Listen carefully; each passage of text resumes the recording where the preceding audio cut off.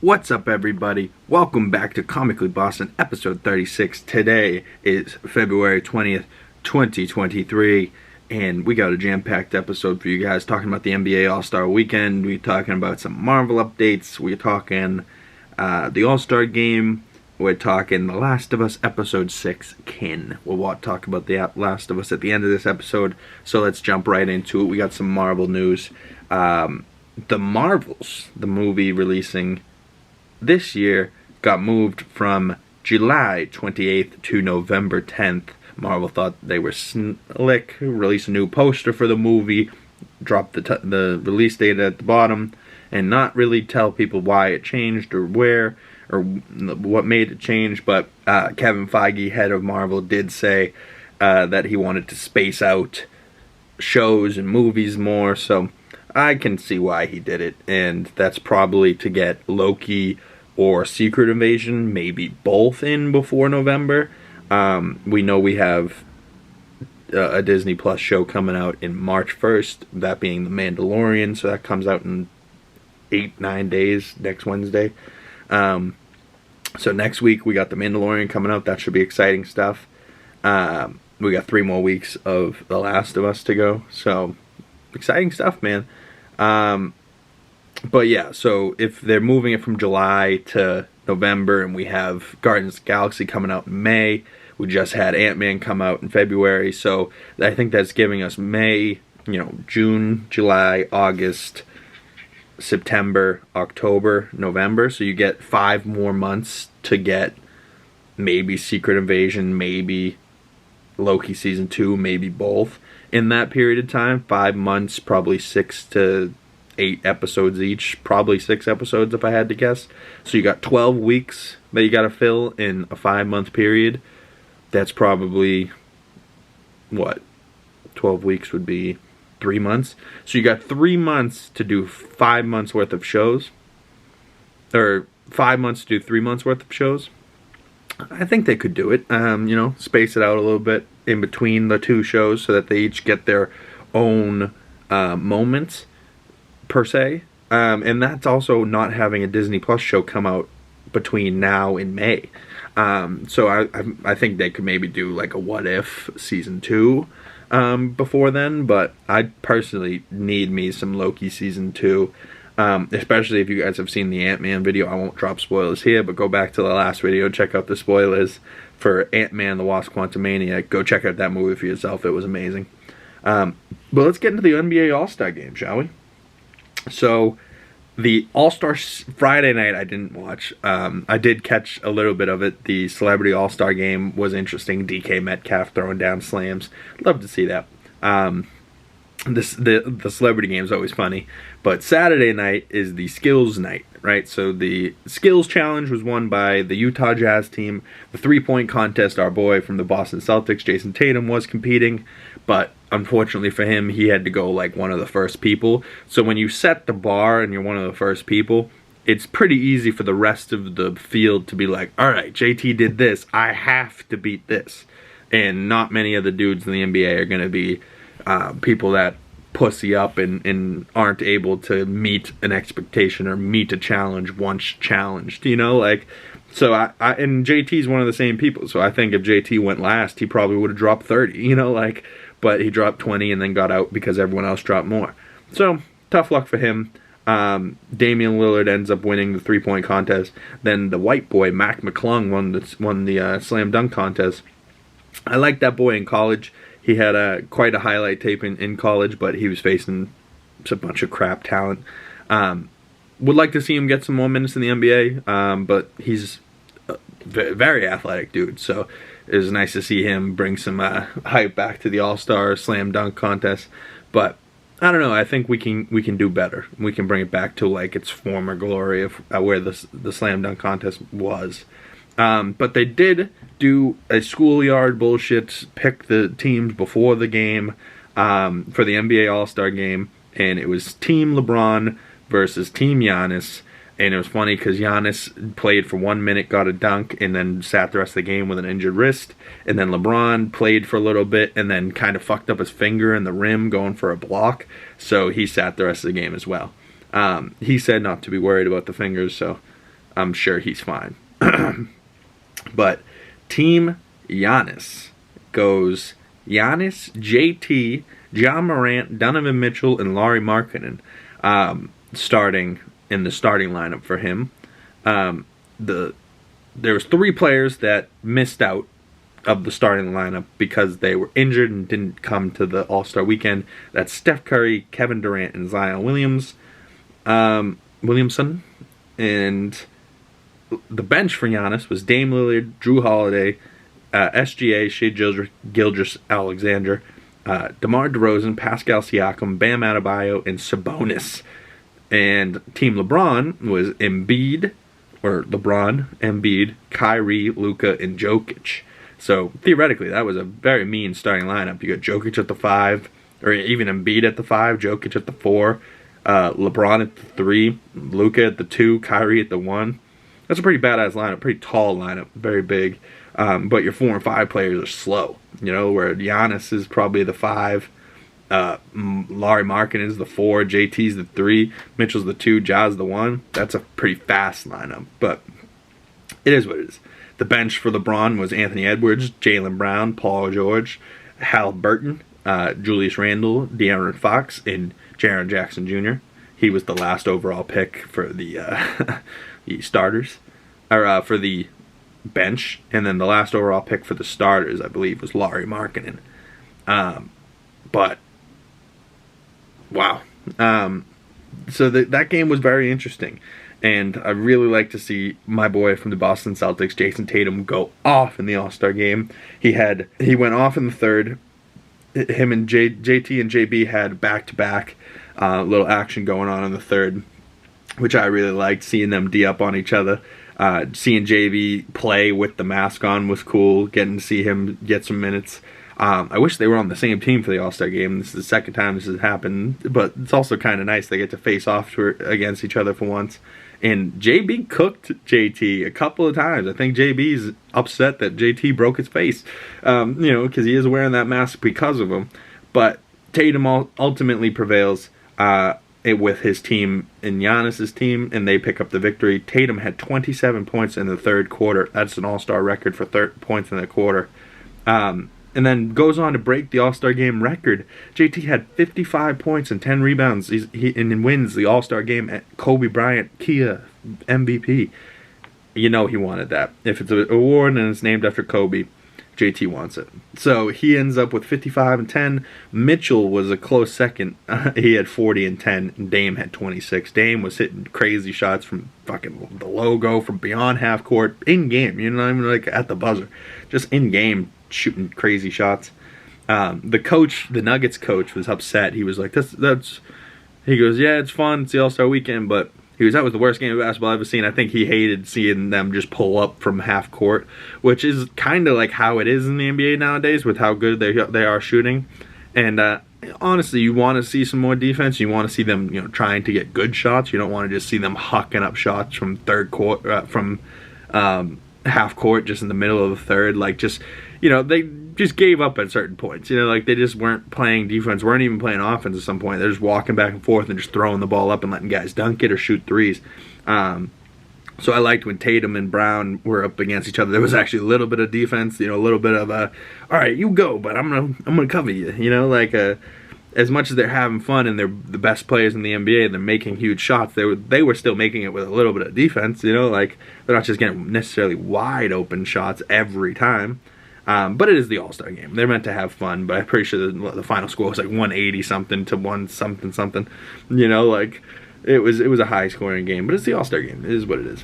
The scoring leaders for Team LeBron were Jaylen Brown had 35 and 14 rebounds. Kyrie had 32 and 15 assists. Embiid had 32 as well.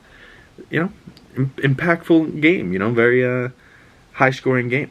But let's move on to The Last of Us Episode 6, Kin. The Last of Us Episode 6, Kin starts with Henry in a flashback of him killing himself, right? Because that's what happened last episode. And then we get, them burying Sam and Henry. And then time jump. 3 months. It says 3 months later, we're looking at snow. And it's the old Indian couple from the trailer. which I thought we were going to spend a little bit more time with them, but just, start of the episode, Joel's sticking up the woman. The guy comes home from a hunt, sees his wife, thinks nothing wrong, but Joel's sticking him up with a gun. So he's like sitting there, he's like, fuck this dude. The wife's being funny, and they're just joking around the whole time. They don't think they're actually in any danger, and I don't think the wife thought she was in any danger. She fed them soup and food and kept them warm for a little bit inside. And the lady's like, she's with he's got a girl with her. Ellie's like, can I come down? He's like, stay up there. Ellie comes down, like, just never listening. But that couple that they were with was hilarious. I liked that they were funny. But they tell him, he's like, what's the best way to go east? Or best way to go west? And he goes, to go east, there's only death west. And he's like, so you never heard Tommy? You never heard Fireflies? And he's like, nope, but heading west, going to the River of Death. And so they make it all the way over to the River of Death. They set up camp for the night, and Joel gives Ellie a shot from his flask, and then she's like, tells him all about Sam and what went wrong and how she tried to cut blood. And she was like, I know it didn't work, but he's like, yeah, I think it's going to be a little bit harder than that. So, but they start to really talk about what Joel's going to do afterwards and what Ellie's going to do afterwards after they find a vaccine, what they're going to do. And I don't think Joel's really thought about it. He's like just kind of losing his mind trying to take care of this girl, and he's having feelings that she's Sarah, like his daughter, and he just doesn't want to fail her. And then you see all those emotions come out when he's talking to Tommy, and Pedro Pascal and Gabriel Luna in this episode, just the emotions that they're talking in the bar.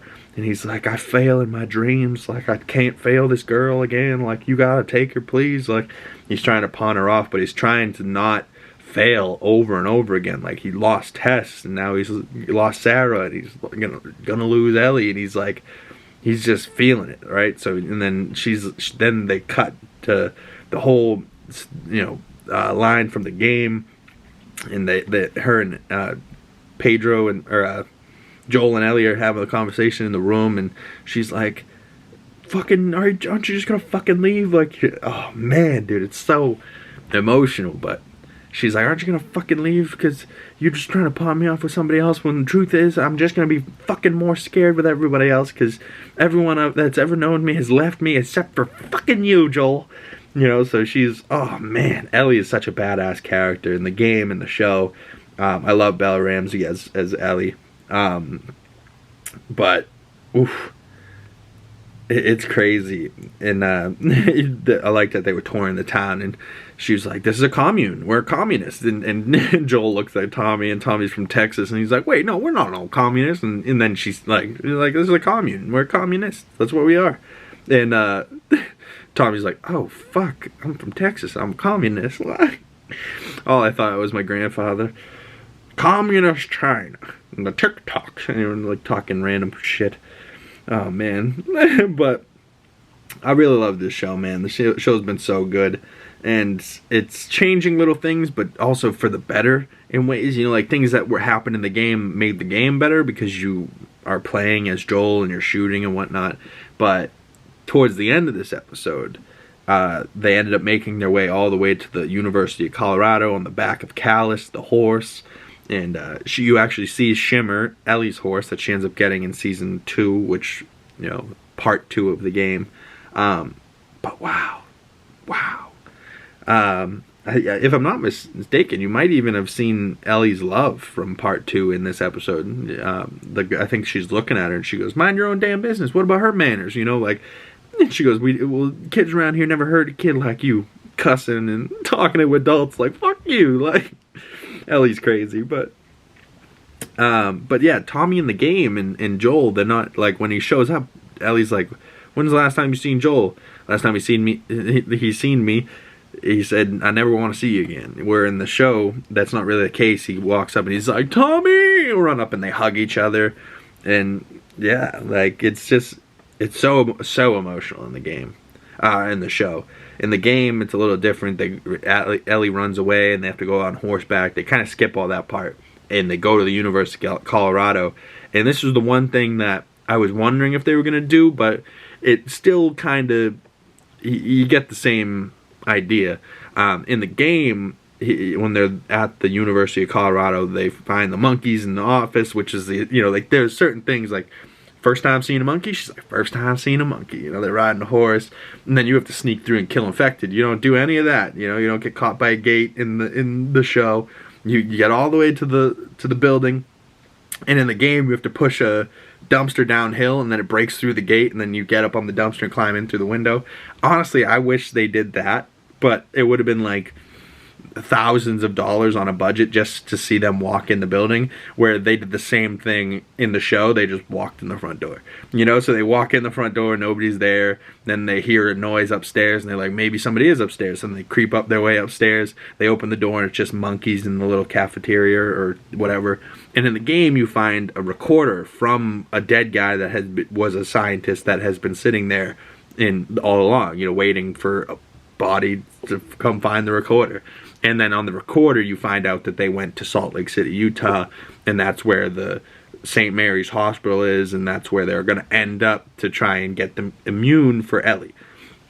Or try and get the vaccine made from Ellie so that other people can be immune.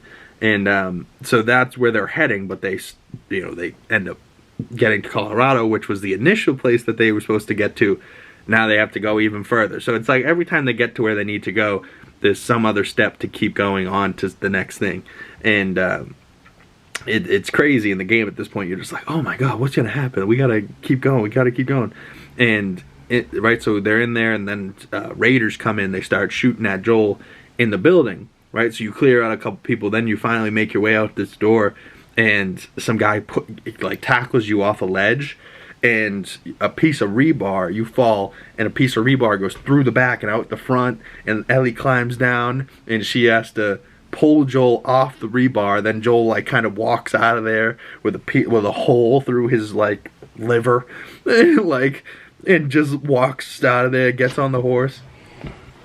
Bodie boy. Sorry guys, a surprise entrance from Bucky. Hi guys, this is Bodie boy. What are you doing, man? What are you doing? You just coming to see Dad? It's okay. Well, I'm recording, buddy, so I'm gonna have to let you go. Sorry about that, y'all. Poor Bodie interrupted me. So, in the game, he falls and he's got the rebar and he crawls out of there. And Joel's kind of superhuman in the game. But it's still a crazy scene where he's walking out, and Ellie's gun jams, she gets hit, and then the gun unjams and she shoots the guy, and she gets Joel back up, gets him on the horse, they ride away, and then she's like, okay, I think we made it out of town. Joel falls off the horse, and then you cut, and where they cut for this episode, they cut and she's just looking at Joel.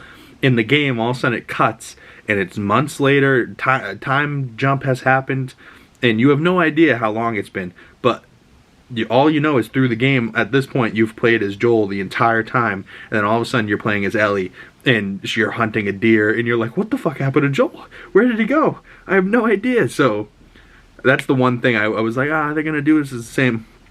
But I wouldn't be surprised if next episode is called The Left Behind, which is the DLC from the game. And this next episode, I believe, will tell Ellie's story. But how are they going to get to that? They're probably going to flash back. She's going to be thinking about it. She's going to be maybe telling Joel's injured, wounded, sleeping body how she killed somebody for the first time. Or she's going to tell him how she actually got infected for the first time. And she's going to tell Riley's story, which is her best friend. So it's going to be an emotional story next week. But I think they're maybe going to start with her hunting that deer, and you're going to be like, wait, what the fuck happened to Joel? And then you're going to flashback. You're not going to see the whole hunting with the deer, and then you're going to see what happens in the whole hunting with the deer and the cannibal people. Spoilers for you, those of you that haven't played the game and are just watching the show, but the episode 8 episode will be about the cannibals and David and all those people. If you know, you know. But it's going to be a wild game, and or a wild show the next couple weeks, because we're going to get Ellie's story, then we're going to get the cannibals, then we're going to get the hospital. And I think these last 3 episodes are going to be crazy, man. And I hope you guys enjoy them, and I hope you guys have been watching and enjoying them. But you kind of see at the end of this episode where we are in when we are in need. and Ellie gets, Ellie's greatest fear is ending up alone, and that's exactly where we leave her at the end of this episode, is Joel dying, and that's where we left it till next Sunday. And so then we get episode 7 next week, The Left Behind, then episode 8, When We Are in Need.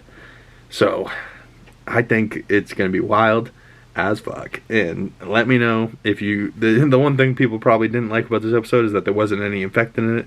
But I think after the horde last week, we needed a quick little break and remind us that there's raiders and other people that are villains and hunting us down as well. But I hope you guys enjoyed this video. My name is Big Cam. Follow me on Instagram and Twitter. My links will be in the description below.